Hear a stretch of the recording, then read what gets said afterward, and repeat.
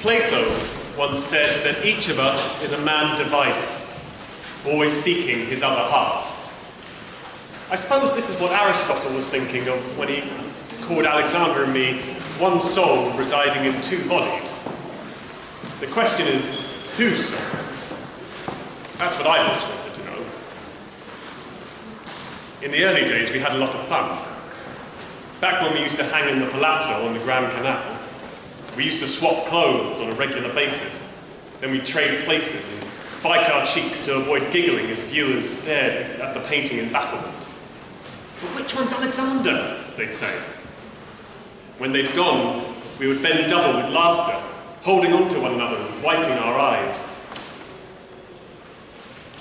Only later did the question sink in. Which one's Alexander? Never, which one's Hephaestion? After a while, Alexander got bored. He was like that. Let's conquer India. Let's go to Sogdia. Too much was never enough for him.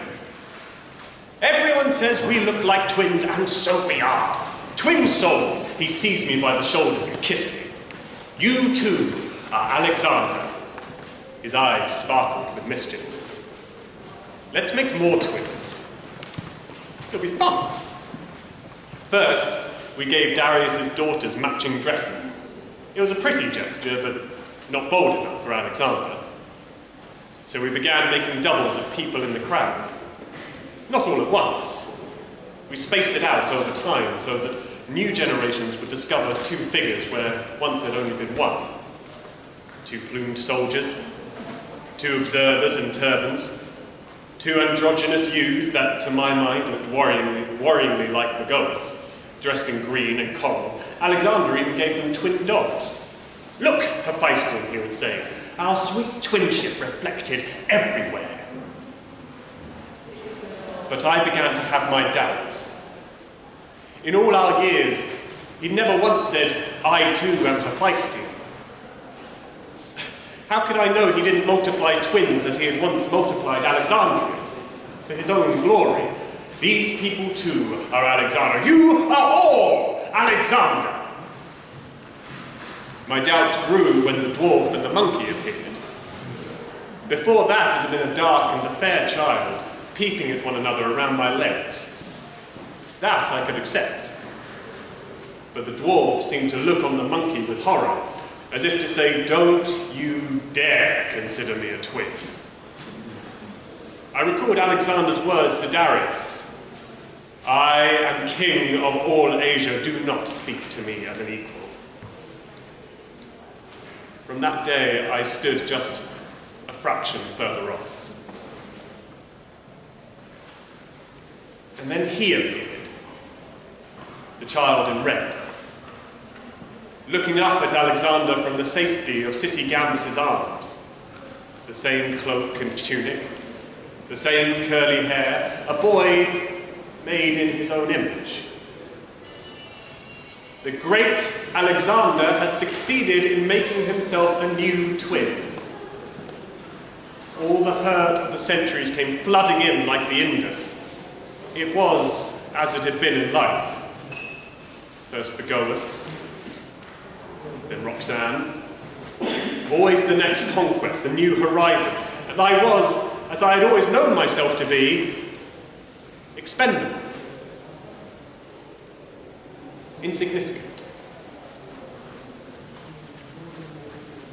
He didn't even see me leave. Too busy flaunting his magnanimity to Darius's wife and mother. I stood on the polished floor of the gallery and read the title of the painting. The Family of Darius Before Alexander. Bitter tears came to my eyes. Before Alexander. Never mind that the whole point of the story was that Sissy Gambus had knelt to me, that she had called me great king when she begged for clemency, that for one moment I had known what it was to have the adulation Alexander had imbibed with his mother's milk. No. Who would come to see a painting called The Family of Darius Before Hephaestion? What storyteller would speak of Hephaestion the Great? If they spoke of me at all, it would only be as another Alexander, an extension of his all-conquering ego. I turned my back and walked away. This way! A voice echoed through the maze of rooms. A sound of footsteps drew nearer. I flattened myself against the marble doorway, hidden by shadows. "But why does it have to be here?" said a second voice. "Can't you just say it?" I could see them now. Two young men in their 20s. One held the other by the wrist, dragging him towards the family of Darius. They were laughing, breathless. I knew the look in their eyes. I'd seen it in the eyes of Alexander, time without number.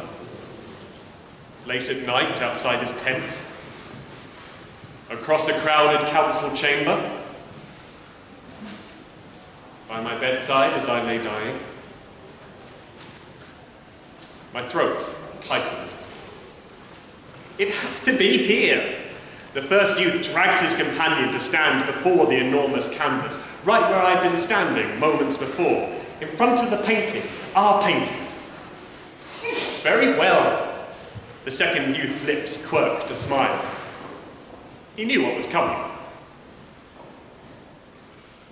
Will you? His lover took a breath. Will you marry? Go. Where's Hephaestion? They turned to stare at the painting, now spectacularly empty of, well, me. Viewed from this side, my absence left an awkward gap. Darius's family gazed at a portion of canvas between Alexander and a dull blank. The two little boys played peekaboo around nothing. And could those be tears in Alexander's cheek? The first youth was shaking. It's not possible. I mean, why? Hephaestion and Alexander, that's the whole point. How could they even... It's all right. His beloved laid a hand on his shoulder. There'll be some explanation. Restoration work or something. Let's go and ask someone. The first youth continued to look back in disbelief as his beloved led him away. My cheeks burned with shame. I'd done this. To these two, the painting had become a precious symbol of their love. And I had ruined it. How many more like them had there been down the ages? How many more were still to come? Without me, there was nothing for them to hold on to. Without me, the painting was meaningless. Quietly, I slipped back between frame and canvas.